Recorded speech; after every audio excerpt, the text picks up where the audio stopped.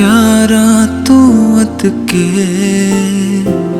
तैनू मैं चाहवां, दिल तेरे उत्ते हरदा ही जावां। असल विच जित किनू कहीदा, ए लगे पता तेरे ते हर के।